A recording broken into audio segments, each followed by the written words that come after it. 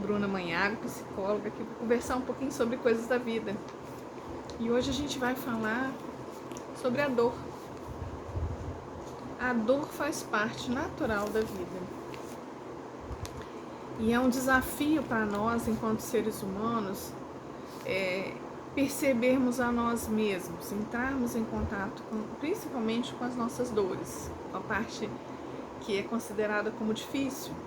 E aí eu quero entrar falando que é natural do ser humano ter as duas partes, a parte de luz e sombra, a parte boa e a ruim. Essa dicotomia circunda o ser humano, então não dá para querer fugir da realidade, de encarar aquilo que você tem, que você não gosta tanto, e inclui a dor.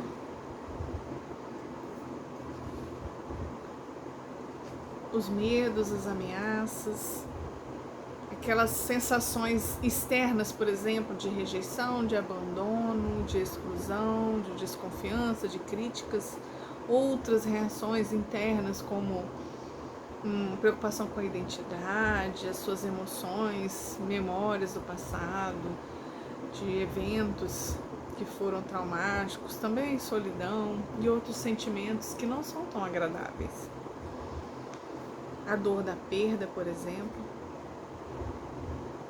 Então, mais uma vez eu repito, a dor faz parte natural da vida.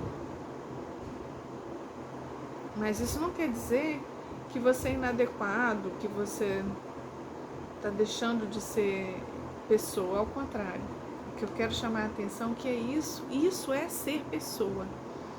Porque o ser humano sente alegria, sente tristeza, sente paz e sente inconstância, incômodo interior. E a gente precisa, como ser humano, aprender a lidar com essas sensações, com essas emoções que vêm a nós. E aí, na psicologia positiva, fala-se de compaixão. Como é a compaixão voltada à dor? É uma compaixão que cuida do bem-estar, que presta atenção ao sentimento, que se conecta a esse sentimento, que se permite aproximar dessa dor ao invés de somente fugir. Se você não encara o problema não vai deixar de existir. Ele vai estar ali, debaixo do tapete, só acumulando, igual poeirinha, e uma hora aquilo vai estar enorme, ou muito incrustado, com mais dificuldade de sair. Por isso é tão importante encarar as dificuldades e as dores. É se permitir ser tocado pelo sofrimento, se permitir se aproximar. E aí, desenvolver tolerância ao estresse para enfrentar essas dores que virão na vida, porque vão vir, né? E aí vem as estratégias de enfrentamento. O que é isso? São os esforços que nós fazemos para lidar com as adversidades da vida e suportá-las, de forma a que elas fiquem menores e a gente consiga lidar melhor com aquilo que é real e que é difícil, porque isso existe na vida. Não dá para viver só no mundo de fantasia, no mundo de Instagram, de Facebook e todas as redes sociais em que tudo é bonito e que não há dor, não há tristeza, não há ruga, não há mágoa, não há solidão, não há morte. Porque existe, isso faz parte da nossa vida. E as estratégias positivas de enfrentamento são as melhores.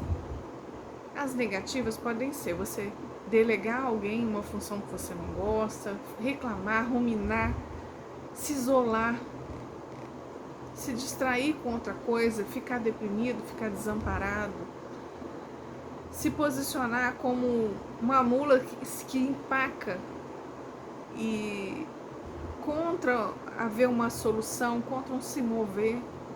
Essas são as estratégias negativas de enfrentamento. E as estratégias positivas de enfrentamento?